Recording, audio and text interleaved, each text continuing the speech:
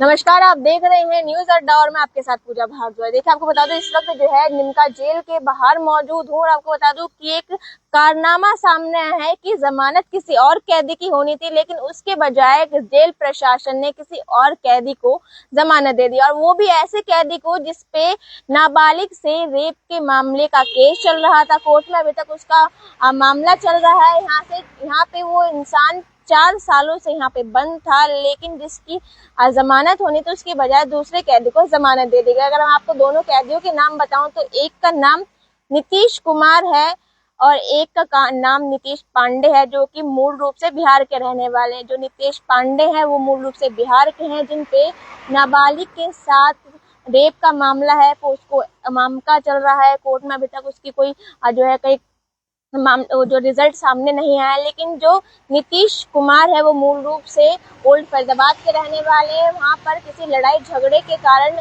छोटे से केस में यहाँ पे निमका जेल में आए थे। 26 मई को उनकी यहाँ पे जमानत होनी थी। जब जमानत के लिए कागजात जेल प्रशासन के सामने आए तो जो जिन पे पोस्को का मामला चल रहा है उसकी जमानत कर दी गई। जो अभी जिनकी जमानत होनी थी जो ओल्ड फैजाबाद में है वो अभी तक किसी के अंदर बंद है। और देखिए कि जिस तरीके से अगर आपकी बात करें कि जेल प्रशासन इसमें एक लापरवाही सामने आती है, क्योंकि सिर्फ नाम छोटा जो थोड़ी सी सिमिलैरिटी के चक्कर में जिसमें पोस्को का मामला है उसे इतने बड़े क्रिमिनल को जो है यहाँ से उसकी जमानत हो गई और वो अभी तक फरार चल रहा है। और जिसकी जमानत होनी थी जो लड़ाई झगड़े में उसी के अंदर यहाँ पे सामने अगर माना भी जाए कि अगर नाम सिमिलर होने की वजह से या फिर एक जैसा होने की वजह से कुछ कंफ्यूजन भी होता है, तो जब डॉक्यूमेंट सामने आते हैं तो सभी डॉक्यूमेंट चेक करे जाते हैं।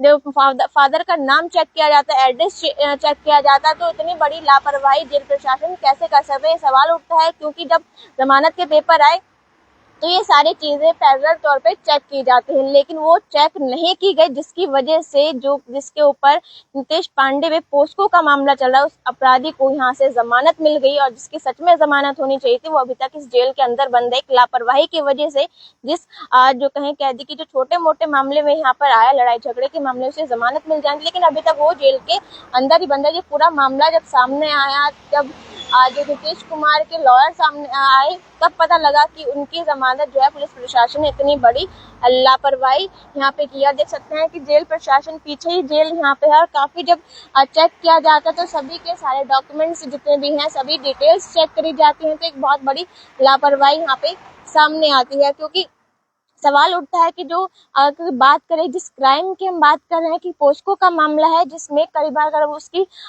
जब मामला अगर उस पर आरोप सिद्ध हो जाते हैं तो उस पर 20 साल की सजा है। तो इतने बड़े क्रिमिनल को इतनी आसानी से बिना चेक करे उसे छोड़ दिया गया। हालांकि अब उस पर मामला दर्ज कर दिया गया फरार का, लेकिन अभी तक वो पुलिस की जो है गिरफ्त से फरार चल रहा है। और जिसकी जमानत होनी चाहिए थी वो अभी तक किसी के अंदर है। और यहाँ पे देखिए कि अभी भी ये पूरा मामला ऐसे ही चल रहा है। और इससे पहले अगर आप कल की बात बताऊं तो कल भी एक मामला सामने आया था जहाँ पे जेल के अंदर ही 7 से 8 युवक में जो कैदी हैं जिन पे 307 के मुकदमे दर्ज हैं, उनकी आपस में झड़प हुआ, एक दूसरे के ऊपर खौलता दूध डाल दिया गया, उसमें से काफी लोग घायल भी हुए। उसके बाद जब झगड़ा ज्यादा बढ़ा तो एक दूसरे के सिर पे चोट भी मारी गई। बीके अस्पताल भेजा गया था, वहां पर उनका इलाज चला।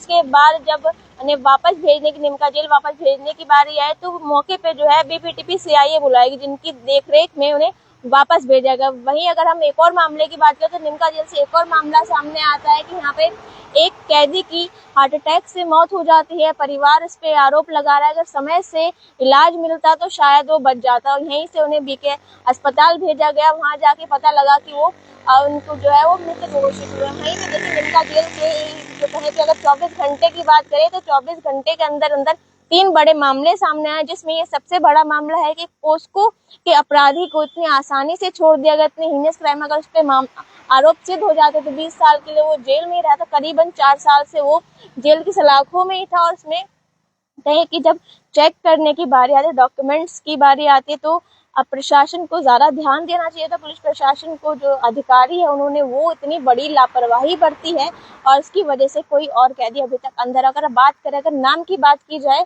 तो और भी ऐसे सैकड़ों जो कहें कैदी इसके अंदर मौजूद होंगे। अगर बात करें तो कहीं ना कहीं सिमिलैरिटी नामों में बहुत ज्यादा होगी। तो ऐसा क्या भविष्य में भी होगा कि ऐसे जो लापरवाही अभी हुई है वो तब भी जाएगा कि जब लापरवाही की बात आती है, कि नाम सिमिलरिटी की बात आती है, तो ज्यादातर देखा जाता है कि सभी डॉक्यूमेंट को बहुत ही ज्यादा बारीकी से चेक किया जाता है, ताकि कोई जैसे अगर कोई हीनियस क्राइम में अंदर तो उसकी जमानत ना हो जाए, या फिर किसी कोई छोटे मोटे झगड़े में तो सही कैदी को समय से बाहर निकाला जाए। लेकिन जिस तरीके से ये किया गया है, एक पुलिस प्रशासन की इसमें बहुत बड़ी लापरवाही सामने आई है इसमें। और जो भी अपडेट होगी वो भी जरूर बताएंगे। तब तक के लिए देखते रहिए न्यूज़ अड्डा।